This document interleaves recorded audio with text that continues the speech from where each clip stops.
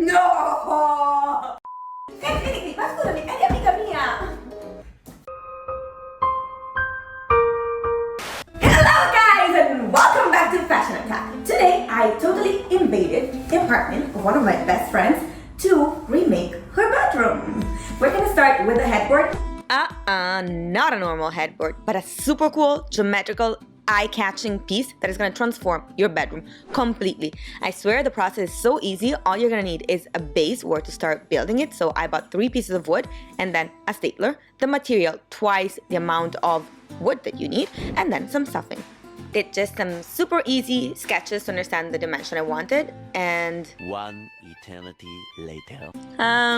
Okay, that was a lie. But to make you skip this step, I'm just gonna draw you the right dimensions. You can follow the drawing that I made here on the left, and that's what you're gonna do on the stuffing and on the wood.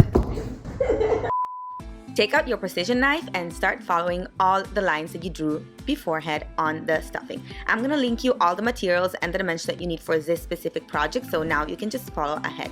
This is the material that at the beginning was a huge piece, so I just decided that without even measuring it, all you have to do is place the stuffing that you have already cut in, then mark where you need it, and then simply go ahead and cut out the part that you need. I added simply like 5 centimeters on any corner of the square.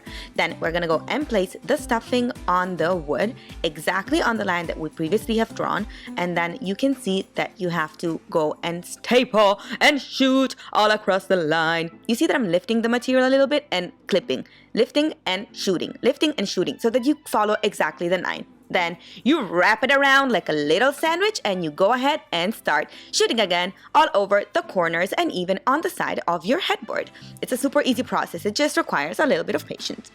Great job! You're done with the first rectangle, and we're gonna do the same exact thing also with the next section. And whenever you think that you shooted enough, shoot more. Place again your stuffing inside the lines that you drew and shoot more. Shoot more.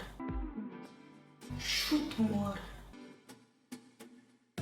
time for the top part of the headboard. I decided to cut this section in more rectangulars and squares, so to give it even more texture. As you can see, I always followed the same dimension of the stuffing and cut out with a few centimeters extra. Place the stuffing on top, then wrapped it again all around, and then go again and staple on the side of your material. In this case, your squares are not going to be matching one on the other because one is a square and one is a rectangular. So good at math! But don't worry, just follow the lines that you have drawn on your wood, cover it again every time, and then go and fill it up. If you see that you have too much material left over, just go and cut it out because it's going to give a volume that you don't want. Go and close your squares, staple it on the sides, and you're done.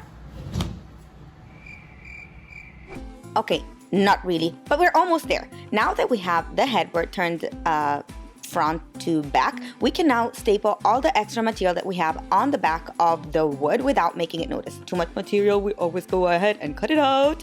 So what are we doing with this? In case you're gonna have to make holes for your electric cables or sockets, that's the pre-made hole that we made before. We're gonna go inside and just cut it out, and when we arrive to the fabric, we're just gonna make a niche. If you don't have any electricity, skip this step. My head is covering all of the view, but I actually just made an X with the precision knife, and then we're gonna go and staple the edges of the X on the outside of the wood. Yay! We're really done with the first one, and we go ahead with the second. Why is there a cut in the middle of this one? Is simply because I am so stingy and there was no way that I'm gonna buy 2 pieces of the filling to get this, and I just used the leftovers. Anyway, let's go ahead and go and shoot and staple all over in the same identical way that we did with the first section of our headboard, and we are gonna repeat this also in the middle. As you see from the measurements, I have done 3 times 1 meter for a total of 3 meters of headboard.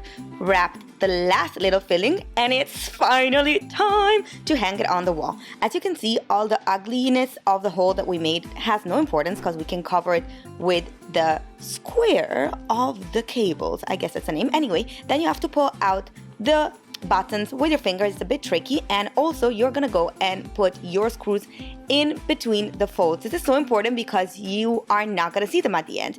Ask a friend, your neighbor, your boyfriend, your secret lover to help you while you're hanging this, because there's no way you can do this on your own. Yay! Guys, the headboard is done, and it was crazy easy. It just took me a couple of hours to do all that. Remember, you can decide to make it all the way to the ceiling, just a little bit on top of your bed, all the way to the side, whatever your heart desires. But the real question is, are you ready for the reveal? Let's do this. 1, 2, 3.